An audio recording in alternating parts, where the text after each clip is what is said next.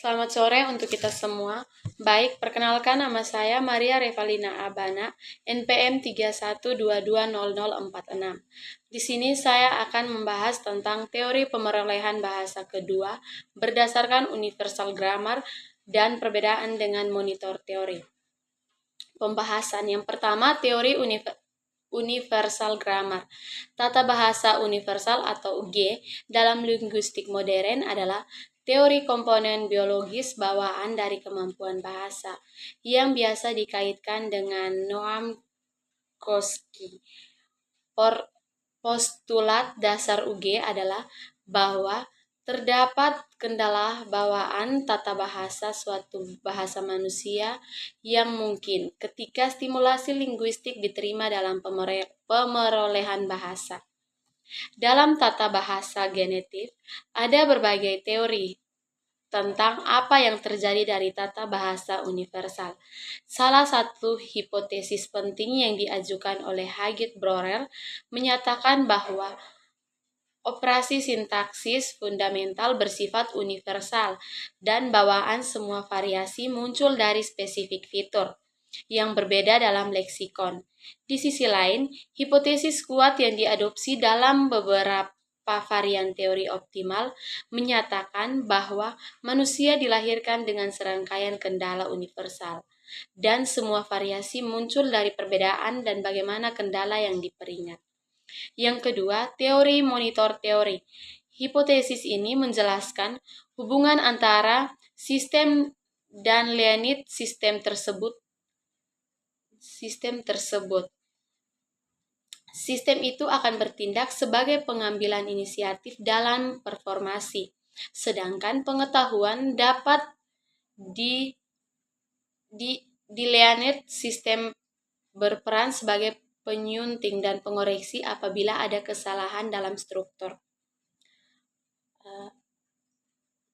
Peran learning system sebagai penyunting akan sukses bila memahami 3 macam. Yang pertama, pemakaian bahasa memiliki waktu yang memadai atau tidak terburu-buru.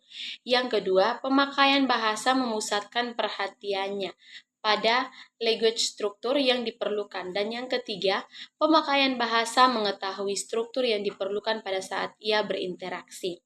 Perbedaan antara keduanya yaitu teori yang menyatakan bahwa manusia memiliki kemampuan bawaan atau innate untuk belajar bahasa melalui prinsip dan parameter universal dalam otak.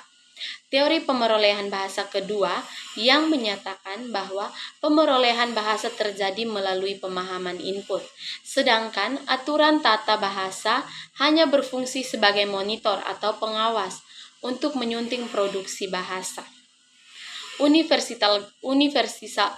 Universal grammar menjelaskan bagaimana pemerolehan bahasa pertama atau L1 diperlukan secara alami oleh anak yang fokus pada struktur dan biologi bahasa. Sedangkan monitor teori menjelaskan bagaimana orang dewasa mempelajari bahasa kedua atau L2 dan fokus pada psikologi belajar. Pembelajaran formal dan pemerolehan alami tata bahasa adalah representasi mental bawaan yang membantu anak memahami struktur bahasa atau tata bahasa.